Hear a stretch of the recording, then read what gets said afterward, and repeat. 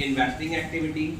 As it is clear from the name, in this activity we include only that transaction which deals with the procurement of asset as well as disposal of asset or any income generating from investing in that particular asset. अगर हम किसी non current asset को या non current investment को cell करते हैं तो वो हमारा क्या है, इनफ्लो है in case of investing activity. अगर हम कोई नॉन करंट एसेट या नॉन करंट इन्वेस्टमेंट की परचेज करते हैं वो हमारा आउटफ्लो है इन इन्वेस्टिंग एक्टिविटी। और अगर हमें कोई रेवेन्यू जनरेट हो रहा है, इनकम जनरेट हो रही है from investing in that particular asset, for example हमें इंटरेस्ट ऑन इन्वेस्टमेंट रिसीव हुआ है तो वो हमारा इनफ्लो है इन इन्वेस्टिंग एक्टिविटी। अब प्रॉब्लम कहाँ पे आती है कि अगर हमें एसेट का ओपनिंग बैलेंस दिया और क्लोजिंग बैलेंस दिया, अगर तो सिंपल एसेट का ओपनिंग बैलेंस और क्लोजिंग बैलेंस फिक्स एसेट का दिया है तो फिर अगर तो उसमें इंक्रीज हो रहा है इट मीन उसको हमने प्रोक्योर किया है, परचेज किया है, और अगर वो कम हो रहा है इट मीन यहाँ तो डेप्रिसिएशन है या सेल है। लेकिन अगर हमें फिक्स एसेट के ओपनिंग क्लोजिंग के साथ साथ कोई हमें एडजस्टमेंट दी है then we have to prepare the fix asset account.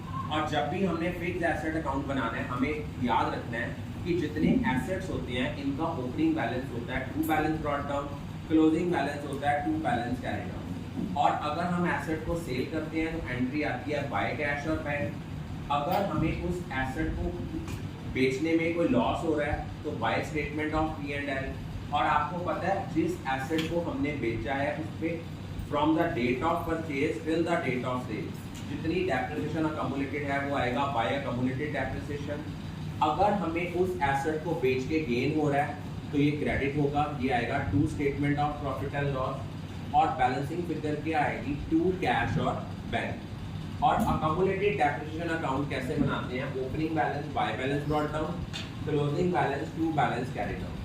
जो डेप्रिसिएशन हमने चार्ज की है ड्यूरिंग द ईयर वो आएगा बाय स्टेटमेंट ऑफ P&L। यहाँ से बैलेंसिंग फिगर यहाँ तो आएगी जो डेप्रिसिएशन हमने जो एसेट बेचा है उसके ऊपर अकमुलेटेड डेप्रिसिएशन कितनी है। अगर ये गिवन है तो बैलेंसिंग फिगर ये आ जाएगी हमने depreciation charge during the year कितनी की है।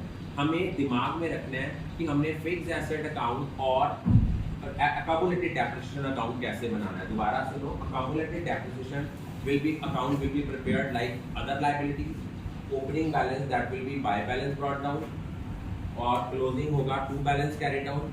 जितनी डेप्रिसिएशन चार्ज की है अगर ये गिवन है बाय स्टेटमेंट ऑफ P&L और यहाँ से बैलेंसिंग फिगर निकल आएगी कि जो एसेट हम बेच रहे हैं उस तक उसकी from the date of purchase till the date of sale जितनी अकमुलेटेड डेप्रिसिएशन है वो। अगर ये गिवन है तो charge during the year balancing figure निकलेगी। अगर चार्ज ड्यूरिंग द ईयर दी हुई है तो डेप्रिसिएशन ऑन एसेट सोल्ड हमारे पास बैलेंसिंग फिगर निकलेगी। फिक्स एसेट अकाउंट बनाया like other assets, opening balance to balance brought down, closing balance by balance carry down. जो एसेट बेचा है बाय कैश और बैंक जितनी उसके ऊपर अकमुलेटेड डेप्रिसिएशन है it will be considered as by accumulated depreciation.